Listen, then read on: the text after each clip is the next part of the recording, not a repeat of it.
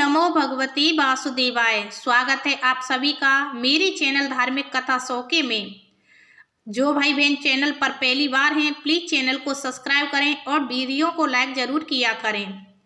आज पूर्णिमा है तो आज आपको सत्यनारायण व्रत कथा सुना रही हूँ, तो सभी को प्रेम से बोलना है विष्णु भगवान की जय।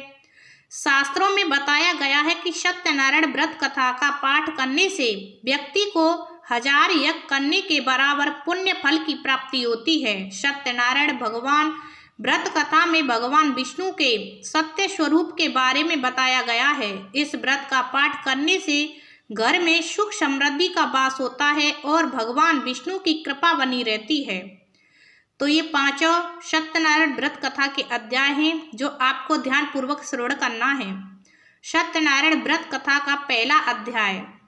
एक समय की बात है, नैमिषारण्य तीर्थ में सोनकादि 88,000 ऋषियों ने श्री सूत जी से पूछा है, प्रभु इस कलयुग में वेद विद्या रहित मनुष्यों को प्रभु भक्ति किस प्रकार मिल सकती है तथा उनका उद्धार कैसे होगा। हे मुनि श्रेष्ठ, कोई ऐसा तप बताइए जिससे थोड़े समय में ही पुण्य मिले और मन वांछित फल की प्राप्ति हो जाए। इस प्रकार की कथा सुनने की हम इच्छा रखते हैं। सर्वशास्त्रों के ज्ञाता सूत जी बोले, हे वैष्णवों, मैं पूज्य आप सभी ने प्राणियों के हित की बात पूछी है, इसलिए मैं एक ऐसे श्रेष्ठ व्रत को आप लोगों को बताऊंगा जिसे नारद जी ने लक्ष्मी नारायण जी से पूछा था और लक्ष्मीपति ने मुनि श्रेष्ठ नारद जी से कहा था, आप सब इसे ध्यान से सुनिए। एक समय की बात है, योगी राज नारद जी दूसरों के हित की इच्छा के लिए अनेकों लोकों में घूमते हुए मृत्यु लोक में आ पहुँचे। यहाँ उन्होंने अनेक योनियों में जन्मे प्राय सभी मनुष्यों को अपने कर्मों द्वारा अनेकों दुखों से पीड़ित देखा। उनका दुख देख नारद जी सोचने लगे कि ऐसा यत्न किया जाए जिसके करने से निश्चित रूप से मानव के दुखों का अंत हो जाए। इसी विचार पर मनन करते हुए वह विष्णु लोक में गए। वहां वह देवों के ईश नारायण की स्तुति करने लगे, जिनके हाथों में शंख चक्र गदा और पद्म थे, गले में वरमाला पहने हुए थे। स्तुति करते हुए नारद जी बोले, हे भगवान, आप अत्यंत शक्ति से संपन्न हैं, मन तथा वाणी भी आपको नहीं पा सकती। आपका आदि मध्य तथा अंत नहीं है। निर्गुण स्वरूप सृष्टि के कारण भक्तों के दुख को दूर करने वाले हैं। आपको मेरा नमस्कार है। नारद जी की स्तुति सुन विष्णु भगवान बोले, हे मुनि श्रेष्ठ, आपके मन में क्या बात है? आप किस काम के लिए पधारे हैं, उसे निसंकोच कहो। इस पर नारद मुनि बोले कि मृत्यु लोक में अनेक योनियों में जन्मे मनुष्य अपने कर्मों के द्वारा अनेकों दुख से दुखी हो रहे हैं। हे नाथ, आप मुझ पर दया रखते हैं तो बताइए कि वो मनुष्य थोड़े प्रयास से ही अपने दुखों से कैसे छुटकारा पा सकते हैं। श्री हरि बोले, हे नारद, मनुष्यों की भलाई के लिए तुमने बहुत अच्छी बात पूछी है। जिसके करने से मनुष्य मोह से छूट जाता है, वह बात मैं कहता हूँ, उसे सुनो। स्वर्ग लोक में मृत्यु लोक दोनों में एक दुर्लभ उत्तम व्रत है जो पुण्य देने वाला है। आज प्रेमवश होकर मैं उसे तुमसे कहता हूँ। श्री सत्यनारायण भगवान का यह व्रत अच्छी तरह विधि पूर्वक करके मनुष्य तुरंत ही यहाँ सुख भोग कर अपने मरने पर मोक्ष पाता है। श्री हरि के वचन सुन नारद जी बोले कि उस व्रत का फल क्या है और उसका विधान क्या है? यह व्रत किसने किया था? इस व्रत को किस दिन करना चाहिए? सभी कुछ विस्तार से बताएं। नारद की बात सुनकर श्री हरि बोले, दुख व शोक को दूर करने वाला यह सभी स्थानों पर विजय दिलाने वाला है। मानव को भक्ति व श्रद्धा के साथ शाम को श्री सत्यनारायण की पूजा धर्म परायण होकर ब्राह्मणों व बंधुओं के साथ करनी चाहिए। भक्ति भाव से ही नैवेद्य केले का फल, घी, दूध और गेहूं का आटा सवाया लें। गेहूं के स्थान पर साठी का आटा, शक्कर तथा गुड़ लेकर वह सभी बच्चन योग्य पदार्थों को मिलाकर भगवान का भोग लगाएं। ब्राह्मणों सहित बंधु बांधवों को भी भोजन कराएं। उसके बाद स्वयं भोजन करें। भजन कीर्तन के साथ भगवान की भक्ति में लीन हो जाएं। इस तरह से सत्यनारायण भगवान का यह व्रत करने पर मनुष्य की सारी इच्छाएं निश्चित रूप से पूरी होती हैं। इस काल अर्थात कलयुग में मृत्यु लोक में मोक्ष का यही एक सरल उपाय बताया गया है। श्री सत्यनारायण व्रत कथा का पहला अध्याय संपूर्ण बोलिए श्री सत्यनारायण भगवान की जय। सत्यनारायण भगवान की व्रत कथा का दूसरा अध्याय। श्री सूत जी बोले, हे ऋषियों, जिसने पहले समय में इस व्रत को किया था उसका इतिहास कहता हूँ, ध्यान से सुनो। सुंदर काशीपुरी नगरी में एक अत्यंत निर्धन ब्राह्मण रहता था। भूख प्यास से परेशान वह धरती पर घूमता रहता था। ब्राह्मणों से प्रेम करने वाले भगवान ने एक दिन ब्राह्मण का वेश धारण कर उसके पास जाकर पूछा, हे विप्र, नित्य दुखी होकर तुम पृथ्वी पर क्यों घूमते हो? दीन ब्राह्मण बोला, मैं निर्धन ब्राह्मण हूँ, भिक्षा के लिए धरती पर घूमता हूँ। हे भगवान, यदि आप इसका कोई उपाय जानते हो तो बताइए। वृद्ध ब्राह्मण कहता है कि सत्यनारायण भगवान मनोवांछित फल देने वाले हैं, इसलिए तुम उनका पूजन करो। इसे करने से मनुष्य सभी दुखों से मुक्त हो जाता है। वृद्ध ब्राह्मण बनकर आए सत्यनारायण भगवान उस निर्धन ब्राह्मण को व्रत का सारा विधान बताकर अंतर्ध्यान हो गए। ब्राह्मण मन ही मन सोचने लगा कि जिस व्रत को वृद्ध ब्राह्मण करने को कह गया है, मैं उसे जरूर करूंगा। यह निश्चय करने के उसे रात में नींद नहीं आई। वह सवेरे उठकर सत्यनारायण भगवान के व्रत का निश्चित कर भिक्षा के लिए चला गया। उस दिन निर्धन ब्राह्मण को भिक्षा में बहुत धन मिला, जिससे उसने बंधु बांधवों के साथ मिलकर श्री सत्यनारायण भगवान का व्रत संपन्न किया। भगवान सत्यनारायण का व्रत संपन्न करने के बाद वह निर्धन ब्राह्मण सभी दुखों से छूट गया और अनेक प्रकार की संपत्तियों से युक्त हो गया। उसी समय वह ब्राह्मण हर माह इस व्रत को करने लगा। इस तरह से सत्यनारायण भगवान के व्रत को जो मनुष्य करेगा वह सभी पापों से छूटकर मोक्ष को प्राप्त होगा। जो मनुष्य इस व्रत को करेगा वह भी सभी दुखों से मुक्त हो जाएगा। सूत जी बोले कि इस तरह से नारद जी से नारायण जी का कहा हुआ श्री सत्यनारायण व्रत को मैंने तुमसे कहा। हे विप्रो, मैं अब और क्या कहूँ? ऋषि बोले, हे मुनिवर, संसार में उस विप्र से सुनकर और किसने इस व्रत को किया, हम सब इस बात को सुनना चाहते हैं। इसके लिए हमारे मन में श्रद्धा का भाव है। सूत जी बोले, हे मुनियों, जिसने इस व्रत को किया वे सब सुनो। एक समय वही विप्र धन व ऐश्वर्य के अनुसार अपने बंधु बांधवों के साथ इस व्रत को करने को तैयार हुआ। उसी समय एक लकड़ी बेचने वाला बूढ़ा आदमी आया और लकड़ियां बाहर रखकर अंदर ब्राह्मण के घर में गया। प्यास से दुखी वह लकड़हारा उनको व्रत करते देख विप्र को नमस्कार कर पूछने लगा कि आप यह की व्रत कर रहा हूँ तथा इसे करने से क्या फल मिलेगा, कृपया मुझे भी बताएं। ब्राह्मण ने कहा कि इस व्रत से सब मनोकामना को पूरा करने वाला यह सत्यनारायण भगवान का व्रत है। इनकी कृपा से ही मेरे घर में धन धान्य आदि की वृद्धि हुई है। विप्र से सत्यनारायण व्रत के बारे में जानकर लकड़हारा बहुत प्रसन्न हुआ।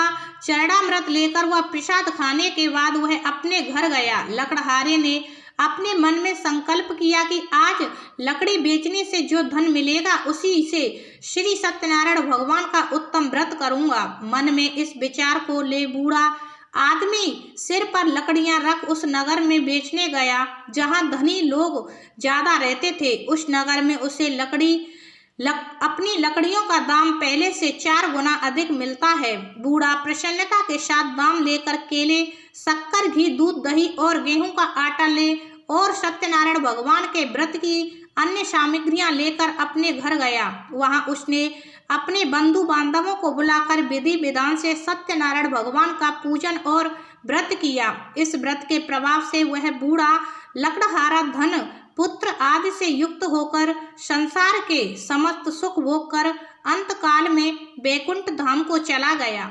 श्री सत्यनारायण व्रत कथा का दूसरा अध्याय संपूर्ण। बोली श्री सत्यनारायण भगवान की जय। सत्यनारायण भगवान की व्रत कथा का तीसरा अध्याय।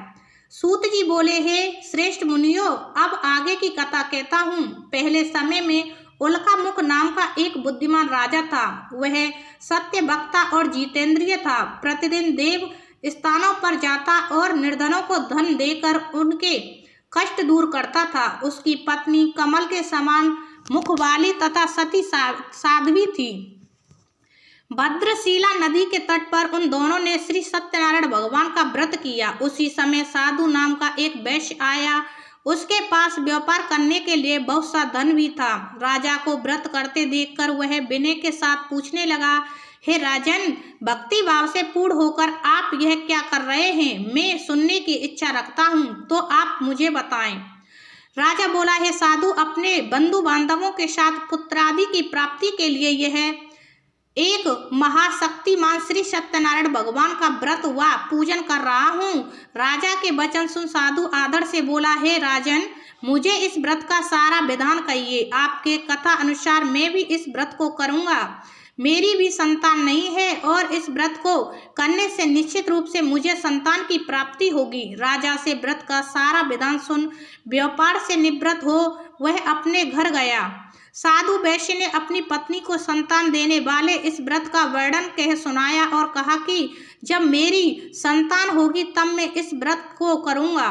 साधु ने इस तरह के वचन अपनी पत्नी लीलावती से कहे। एक दिन लीलावती पति के साथ आनंदित हो सांसारिक धर्म में प्रवृत्त होकर सत्यनारायण भगवान की कृपा से गर्भवती हो गई। 10वें महीने में उसके गर्भ से एक सुंदर कन्या ने जन्म लिया। दिनों दिन वह ऐसे बढ़ने लगी जैसे कि शुक्ल पक्ष का चंद्रमा बढ़ता है। माता पिता ने अपनी कन्या का नाम कलावती रखा। एक दिन लीलावती ने मीठे शब्दों में अपने पति को याद दिलाया कि आपने सत्यनारायण भगवान के जिस व्रत को करने का संकल्प किया था उसे करने का समय आ गया है। आप इस व्रत को करिए। साधु बोला कि हे प्रिय, इस व्रत को मैं उसके विवाह पर करूँगा। इस प्रकार अपनी पत्नी को आश्वासन देकर वह नगर को चला गया। कलावती पिता के घर में रहे वृद्धि को प्राप्त हो गई।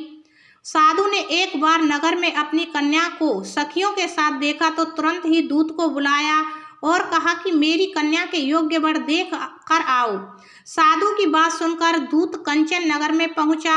वहां देखभाल कर लड़की के सुयोग्य वाड़िक पुत्र को ले आया। सुयोग्य लड़के को देख साधु ने बंधु बांधवों को बुलाकर अपनी पुत्री का विवाह कर दिया। लेकिन दुर्भाग्य की बात यह कि साधु ने अभी भी श्री सत्यनारायण भगवान का व्रत नहीं किया। इस पर श्री भगवान क्रोधित हो गए और श्राप दिया कि साधु को अत्यधिक दुख मिले।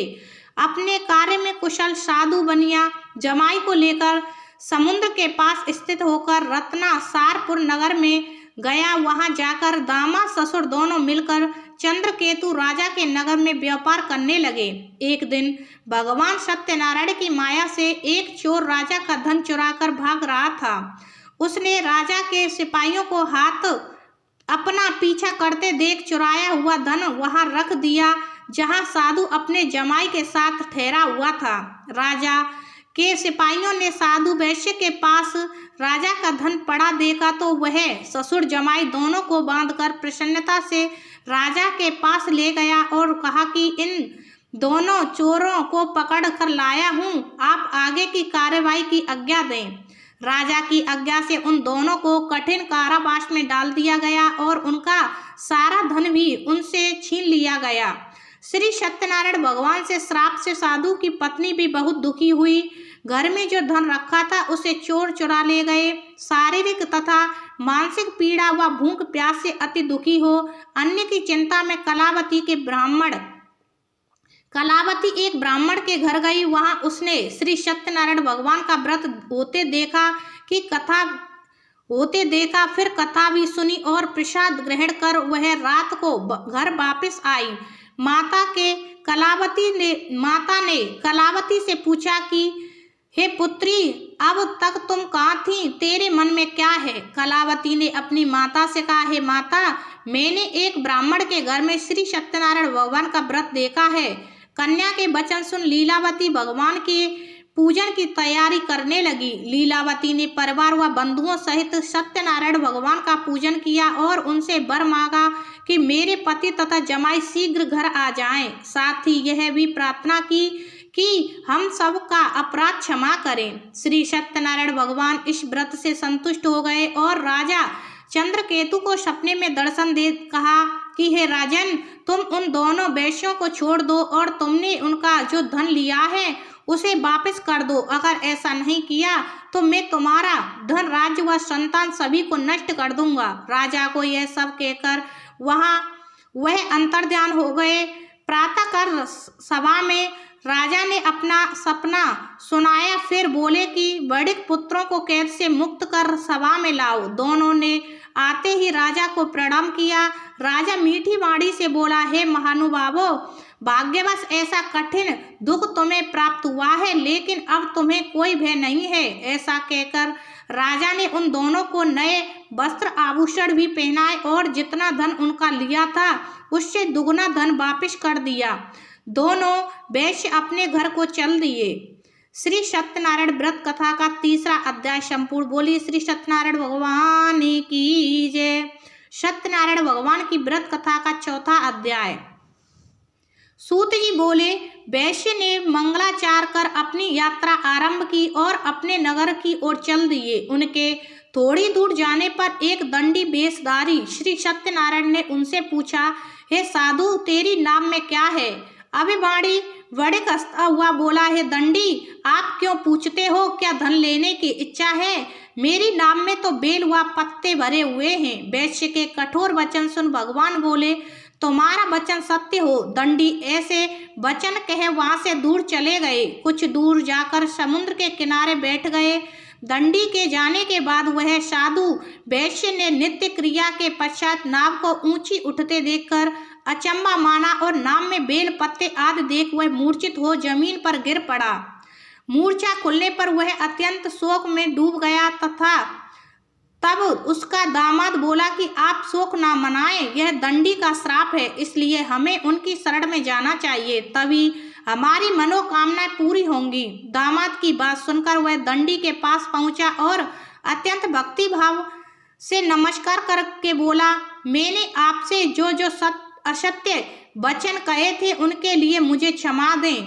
ऐसा कहकर महान शोकातुर हो रोने लगा। तब दंडी भगवान बोले कि हे बड़े पुत्र, मेरी आज्ञा से बार बार तुम्हें दुख प्राप्त हुआ है, तू मेरी पूजा से विमुख हुआ। साधु बोला, हे भगवान, आपकी माया से ब्रह्मा आदि देवता भी आपके रूप को नहीं जानते, तब मैं अज्ञानी कैसे जान सकता हूँ? आप प्रसन्न होइए, अब मैं सामर्थ्य के अनुसार आपकी पूजा करूँगा।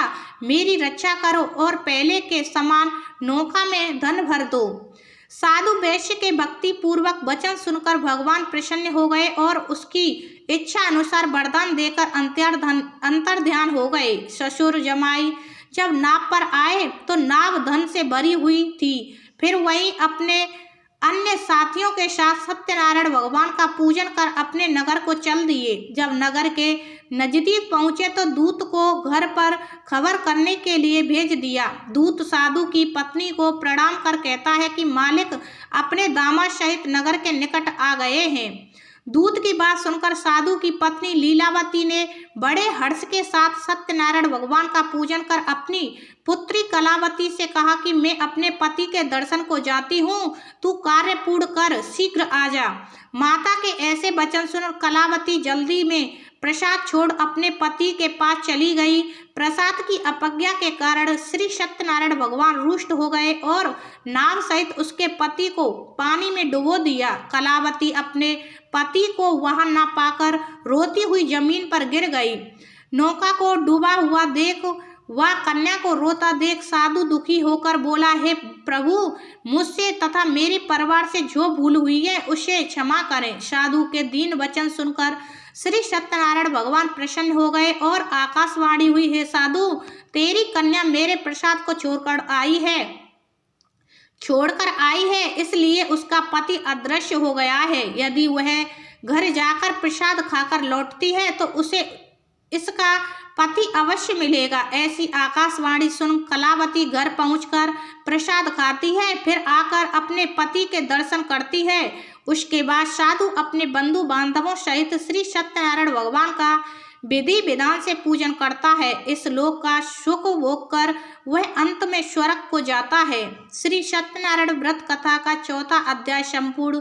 बोलिए श्री सत्यनारायण भगवान की जय। श्री सत्यनारायण भगवान की व्रत कथा का 5वां अध्याय। सूत जी बोले, हे ऋषियों, मैं और एक भी कथा सुनाता हूँ, उसे भी ध्यान पूर्वक सुनो। प्रजा पालन में लीन तुंगध्वज नाम का एक राजा था। उसने भी भगवान का प्रसाद त्याग कर बहुत ही दुख सहन किया। एक बार वन में जाकर अन्य वन्य पशुओं को मारकर वह बड़ के पेड़ के नीचे आया। वहां उसने ग्वालों को भक्ति भाव से अपने बंधुओं सहित सत्यनारायण भगवान का पूजन करते देखा।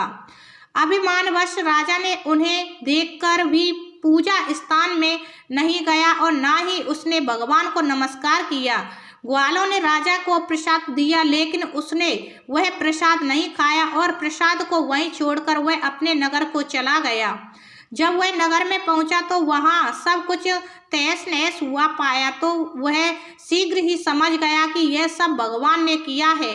वह दोबारा ग्वालों के पास पहुंचा और विधि पूर्वक पूजा करके प्रसाद खाया तो श्री सत्यनारायण भगवान की कृपा से सब कुछ पहले जैसा हो गया। दीर्घ काल तक सुख भोगने के बाद मरणों उपरांत उसे स्वर्ग की प्राप्ति हुई।